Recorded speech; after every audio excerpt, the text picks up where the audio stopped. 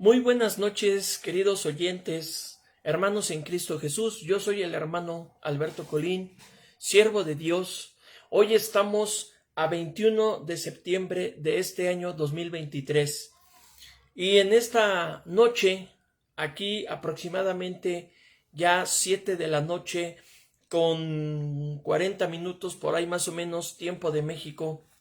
En esta transmisión voy a compartir el segundo tema de teología.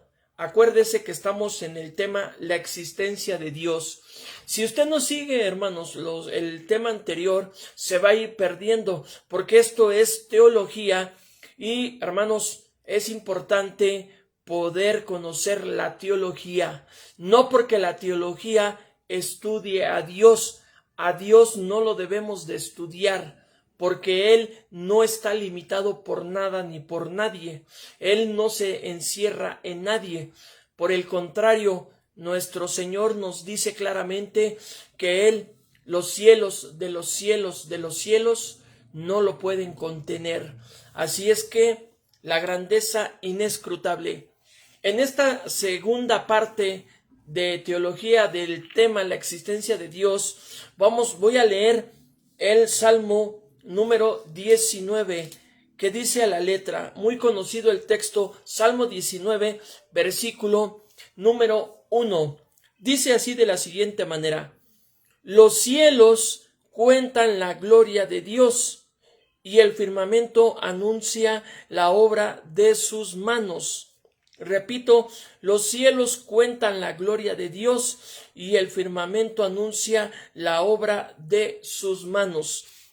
Así es que en este texto, hablando de teología, de la existencia de Dios, es indispensable que nosotros podamos entender que la naturaleza que vemos, las cosas que vemos que fueron creadas, como los cielos, la tierra, el universo, el sistema planetario, todo lo creado, demuestran que Dios existe. Óigalo bien, demuestran que Dios existe, pero no podemos pretender conocer a Dios a través de la naturaleza. ¿Por qué? Porque solamente, le repito, todo lo creado nos demuestra quién es, que Dios existe, pero no nos dice quién es Dios. Entonces, en su palabra sí podemos encontrar y podemos entender quién es Dios en su carácter, en su divinidad.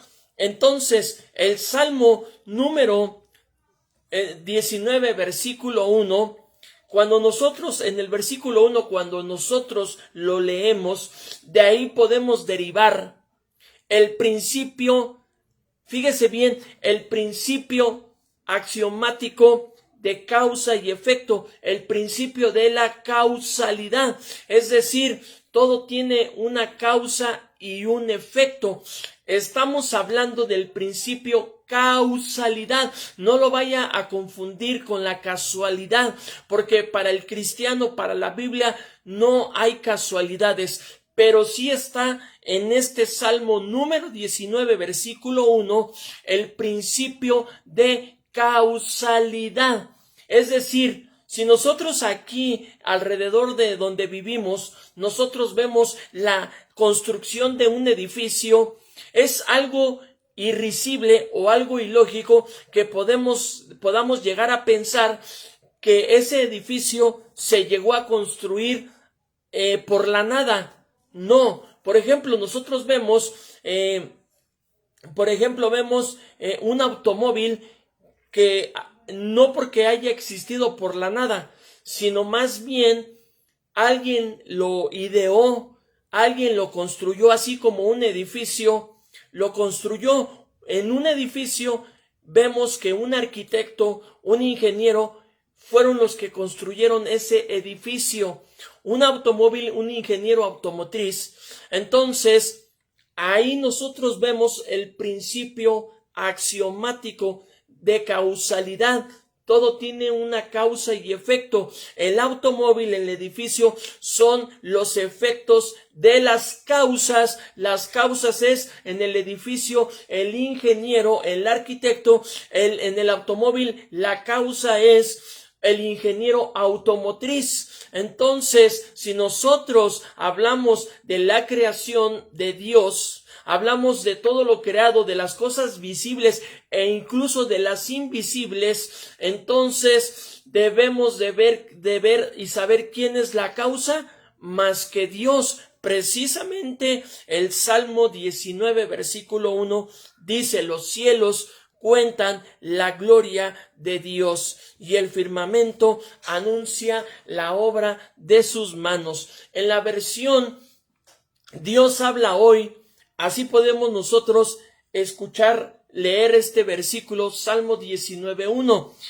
El cielo proclama la gloria de Dios, de su creación nos habla la bóveda celeste.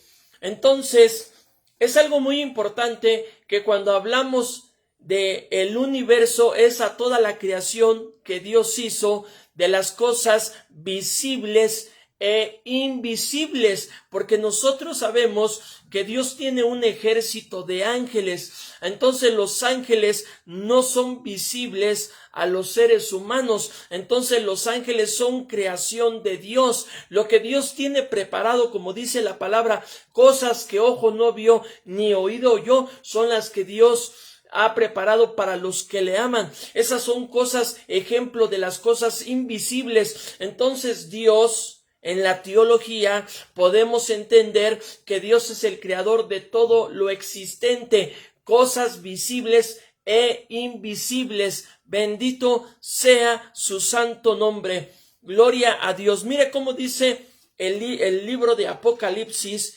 capítulo número 3. Apocalipsis, capítulo número 3, versículo número 14. Bendito su nombre para siempre. Apocalipsis capítulo 3, versículo número 14. Y escribe al ángel de la iglesia en Laodicea: he aquí el amén, el testigo fiel y verdadero, el principio de la creación de Dios, dice esto: bendito sea su nombre para siempre.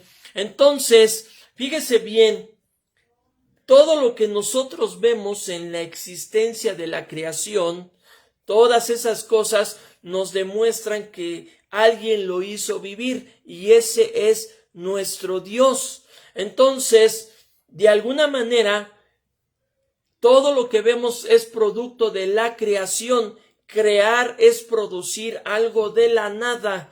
Entonces, el hombre no puede crear, sino que el hombre fabrica de lo ya existente. Por ejemplo, para que el hombre pueda construir un edificio, pues tiene que tomar de material existente para llegar a esa buena obra de la de la construcción de un edificio. Pero más sin embargo en Dios le aplica el término crear, porque Él no se valió nada de algo existente, sino que todos los cielos y la tierra fueron hechos por la palabra de su poder. Bendito sea su nombre para siempre. Entonces, el hombre puede tener creatividad, el hombre puede tener inteligencia, sí, pero finita. El hombre puede tener ideas, el hombre puede ser un inventor, pero nadie más que Dios puede ser, es y será y siempre es el creador. Ahora, Dios en la actualidad no sigue creando, porque cuando Dios creó todas las cosas fue en los 6 días y dice la palabra que Él reposó en el 7º día. Es decir, que Dios no sigue creando ángeles, Dios no sigue creando almas, no, Él creó al hombre y le puso un alma, y Dios se valió de la reproducción sexual para que cada ser humano pudiera reproducirse, y entonces el hombre que nace con una alma. ¿Por qué? Porque la naturaleza del hombre es la que le transmite a sus descendientes esa misma naturaleza, hermanos. Entonces, qué maravilloso, porque también Dios creó los ángeles, los serafines, los querubines, los arcángeles, pero Dios no sigue creando hoy en la actualidad. Eso es algo aberrante. Dios ya no sigue creando. Él creó desde un principio todas las cosas. Génesis nos dice, en el principio creó Dios los cielos y la tierra. Fíjese bien, Génesis capítulo 1, versículo 1. En el principio creó Dios los cielos y la tierra. Ahí Dios es la palabra Elohim. Pero aquí debemos de ser muy observadores, hermanos, porque la palabra Elohim tiene varias acepciones. Por ejemplo, se refiere a magistrados, se refiere a ángeles. Por ejemplo, en cuanto a los ángeles, mire cómo dice el Salmo 8, versículo número 5. Salmo capítulo 8, versículo número 5. Glorificado sea su nombre para siempre. Dice así la bendita palabra. Mire cómo dice la bendita palabra. Le has hecho poco menor que los ángeles y lo coronaste de gloria y de honra. O sea, queridos oyentes, la palabra Elohim tiene algunas acepciones. Se refiere a ángeles, se refiere cuando Jesús dijo, vosotros sois dioses. Acuérdese que mi amado Jesús, ahí en el Nuevo Testamento, en el libro de Juan, les dijo a los judíos, ¿qué no os dije que vosotros sois dioses? También se refiere a un juez, a un magistrado. Pero aquí hay algo muy importante. Cuando se refiere a Dios en su naturaleza divina perfecta, solamente la palabra le aplica a Él, porque nos demuestra que en Dios hay una pluralidad. ¿Pluralidad de qué? Pues pluralidad de personas. No se utiliza el término Eloá, porque esa es la palabra singular. Por eso en la palabra singular se refiere a la palabra plural Dios Elohim. En el principio creó Eloá, creó Elohim en plural, creó los cielos y la tierra. Ahí está Elohim, el Dios eterno, el Dios en plural. Aunque dice Deuteronomio 6:4, Baruch Hashem Adonai Elohim Adonai Echai. Entonces ahí dice, oye Israel, el Señor nuestro Dios, el Señor uno es Echad.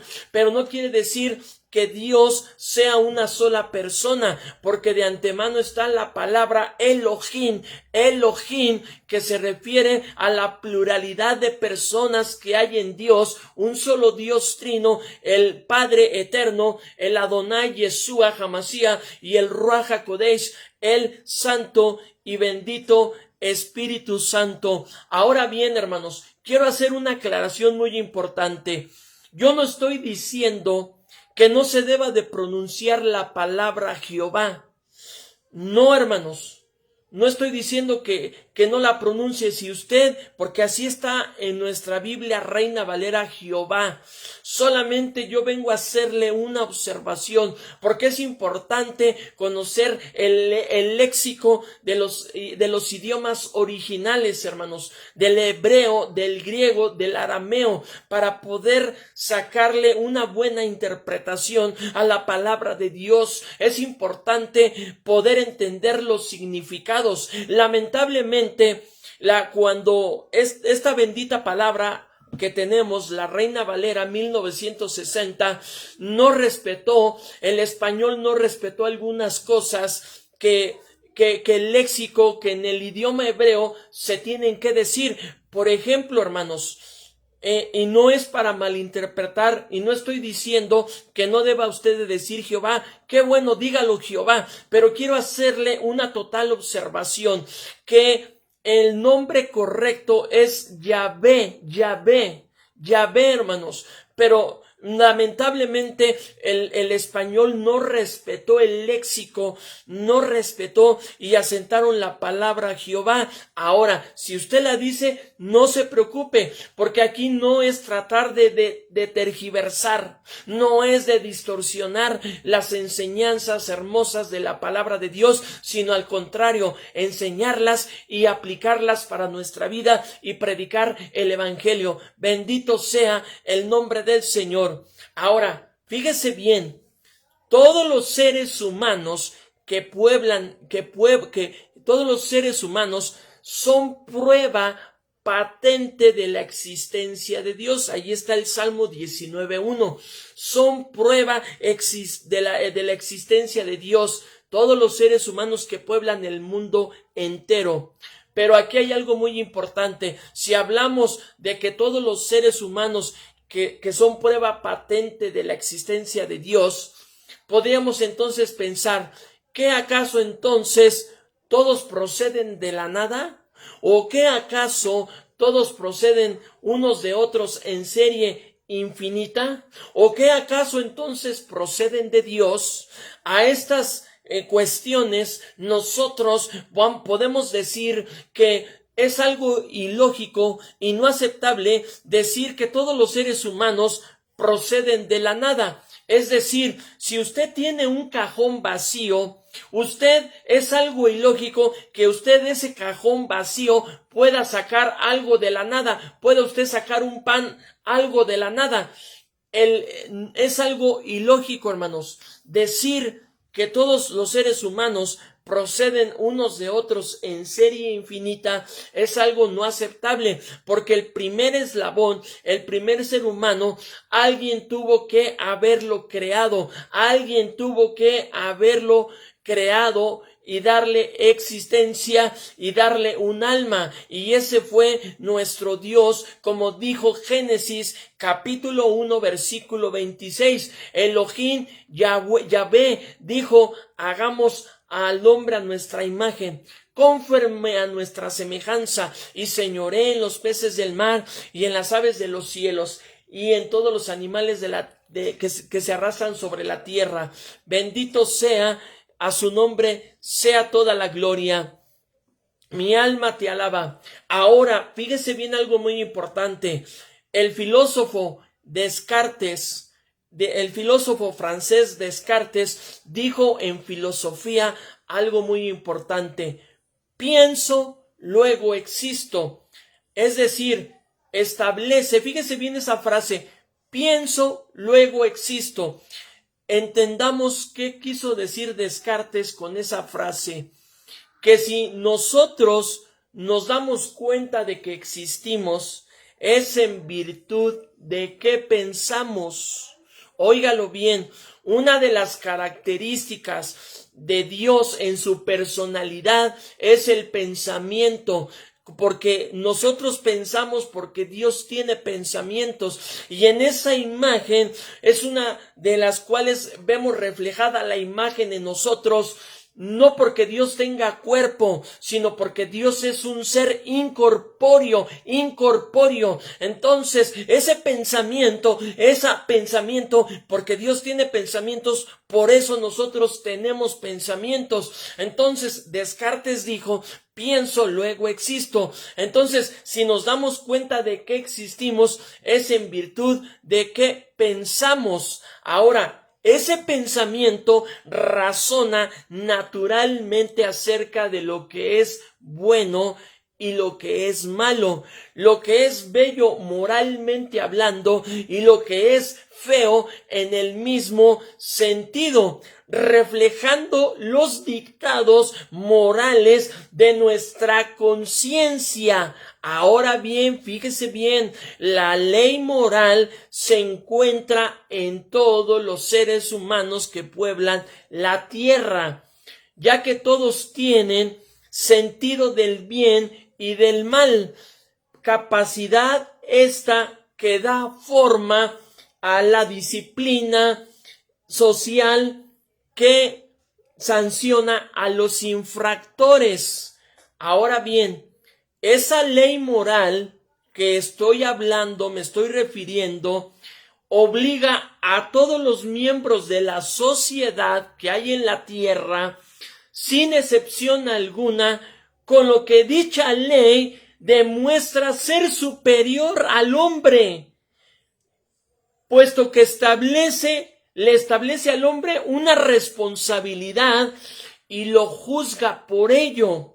Entonces, la existencia de la ley moral, que está en todos los hombres, pero de la existencia de la ley moral, presupone la de un legislador que la inició, que la produjo, que la proyectó. Es decir, que para que haya una ley moral necesariamente debe de existir un legislador que sea superior al hombre para imponerle en la conciencia dicha ley, para poderle exigir responsabilidades y ser capaz de juzgarlo con equidad. Ahora, dicho legislador no puede ser otro más grande, más lindo más que nuestro Dios, porque los legisladores en la tierra, son los que fallan y a veces producen leyes que en lugar de ser morales son inmorales, es decir, que dan una apariencia de moralidad, pero totalmente en la realidad son inmorales. Ahora, ese legislador perfecto que establece la ley moral en todos los hombres no puede ser más y nada más que menos el mejor. Dios, hermano. Mire cómo dice Romanos capítulo 1. Bendito sea el nombre del Señor. Alabamos el nombre de Jesús y por eso le damos gloria y le damos honra y le damos alabanza. Mire cómo dice Romanos capítulo número 1, versículo 20 al 21. Se dice de la siguiente manera: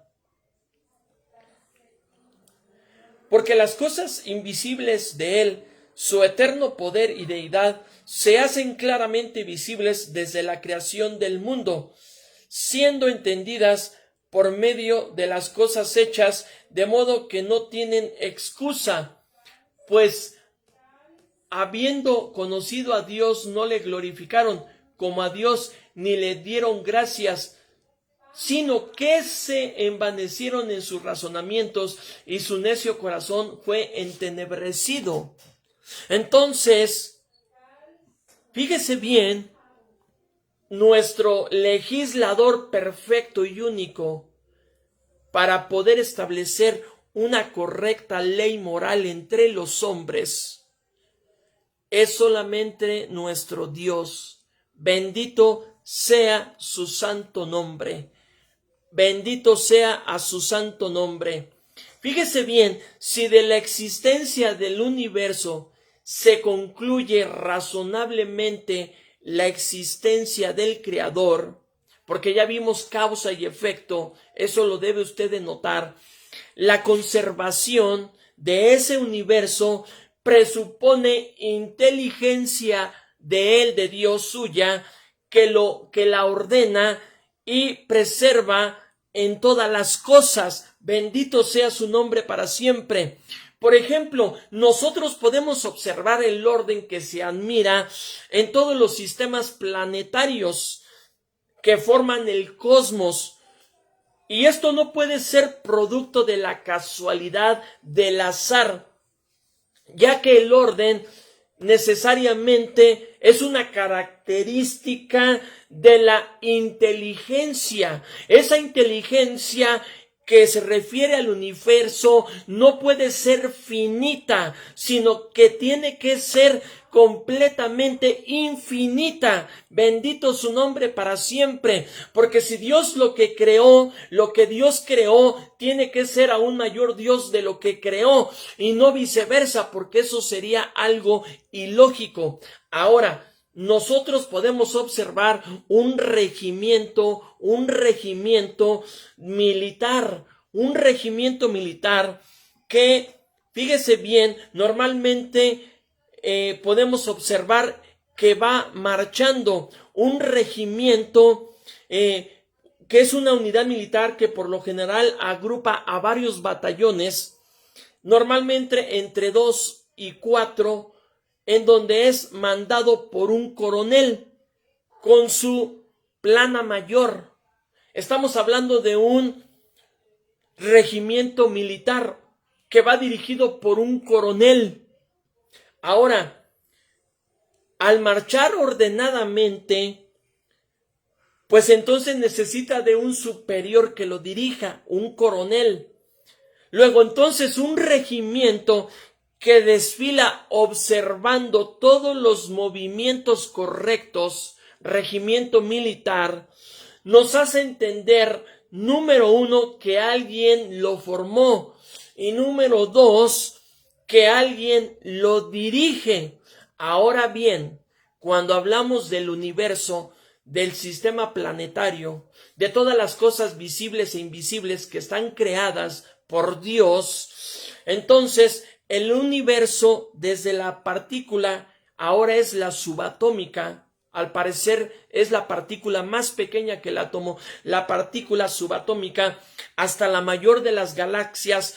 Todo nos muestra un orden que tiende no a la destrucción, sino a la conservación de lo existente. Es decir, queridos oyentes, que nosotros podemos observar que no solamente la existencia de todo lo creado, sino que el orden que prevalece en ellos es que alguien lo dirige, pero también alguien que lo preserva, que lo cuida. Entonces no puede ser producto del azar, de la casualidad, sino que tiene que haber alguien que lo dirija, y ese es nuestro Dios. Entonces, la materia no tiende a la destrucción. Por eso nosotros vemos el principio de observación de la masa o ley de Lavoisier, que dice: la materia no se crea ni se destruye, solo se transforma. Entonces es importante que nosotros debamos de ahí, desde este punto, saber que la inteligencia que Dios tiene, infinitamente perfecta, no se compara nadie, ni el ser humano, ni los mismos ángeles. Óigalo bien, los mismos ángeles, que son seres celestiales, no pueden compararse a la inteligencia suma que Dios tiene de sí mismo y de todo lo creado. Lo que Dios tiene en su inteligencia suma nos maravilla, porque solamente hay cosas más hermosas que lo que nosotros vemos en esta tierra y en el universo entero. Bendito sea su santo nombre. Entonces, fíjese bien, en esa conservación que Dios hace respecto de su creación, Él establece leyes naturales a las cuales sujetó todo cuanto existe. ¿Qué quiere decir esto? Estamos hablando teología, que cuando Dios, por ejemplo, dijo, fue el primer día y la noche, Dios, al crear al mundo, estableció leyes naturales. Dios es el creador de la ley de la gravedad.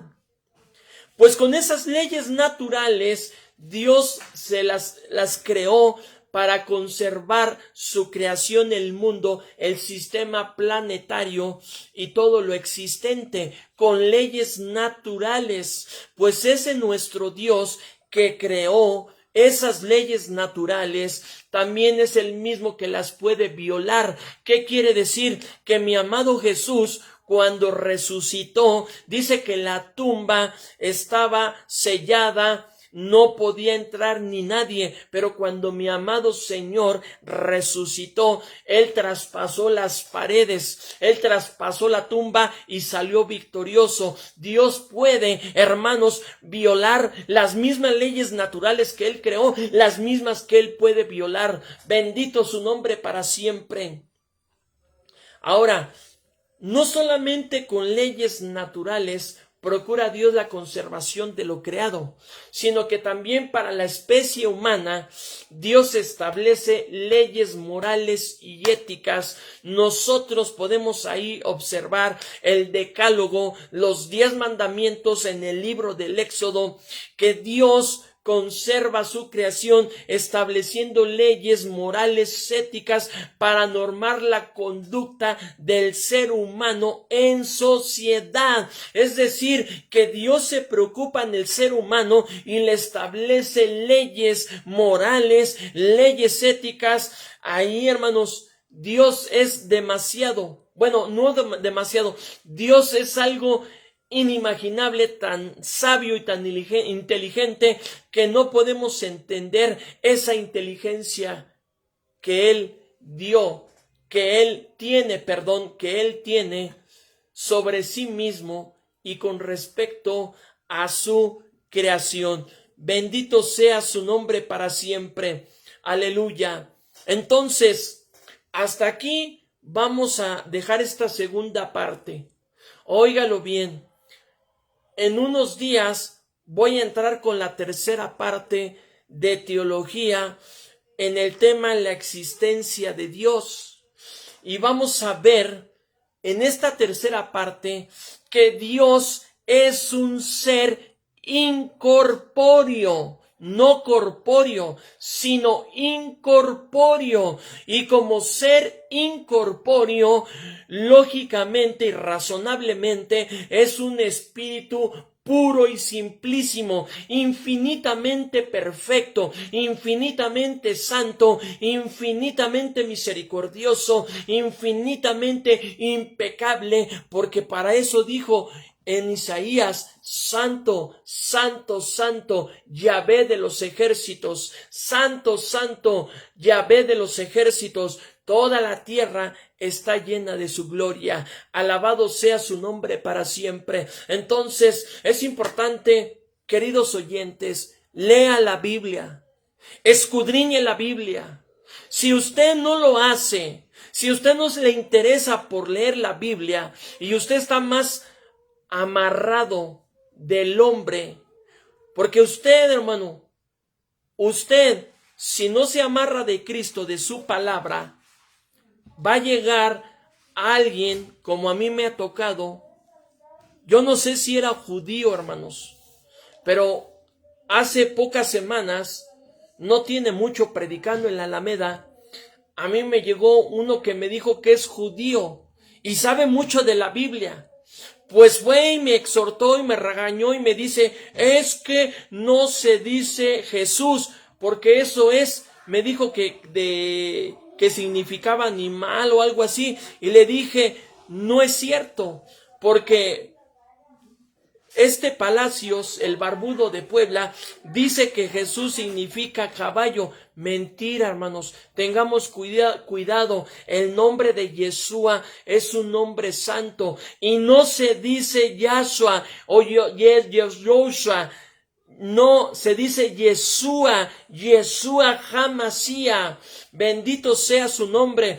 Ahora, ahí está varias bibliografías, hermano.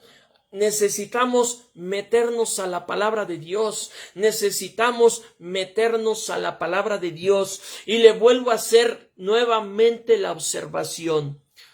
Si usted ve en la palabra de Dios, Reina Valera, la palabra Jehová, dígalo, hermano, dígalo, no hay problema. Yo lo que le hago la observación, que lamentablemente nuestro español, nuestro castellano no respetó las reglas, el léxico de los idiomas originales, cuando debió de haberse dicho Yahvé y no Jehová. Pero le vuelvo a repetir, no estoy tratando, no es mi intención tergiversar la palabra de Dios. Si usted dice Jehová, diga Jehová, y si usted dice Yahvé, es Yahvé, porque es el nombre más apropiado para poderse referir a Jehová, Yahvé. Bendito su nombre para siempre. Hermanos, antes de que usted haga una observación a esto último que le estoy diciendo, analice, métase a estudiar y va a ver cómo el nombre correcto es Yahvé y no Jehová. Pero si usted dice Jehová, dígalo, hermano. No hay problema. No se trata aquí de confundir ni tergiversar menos las enseñanzas de la palabra de Dios. Algo muy importante, hay que saber las palabras etimológicas de los idiomas en que fueron escritos la palabra de Dios. Bendito sea su nombre. Pues hasta aquí terminamos, hermanos, y nos vemos próximamente en la tercera parte, la existencia de Dios, y ahí vamos a ver qué hermoso es nuestro Dios como ser incorpóreo, y no corpóreo, sino incorpóreo, como espíritu puro y simplísimo. Aleluya. Que Dios te bendiga.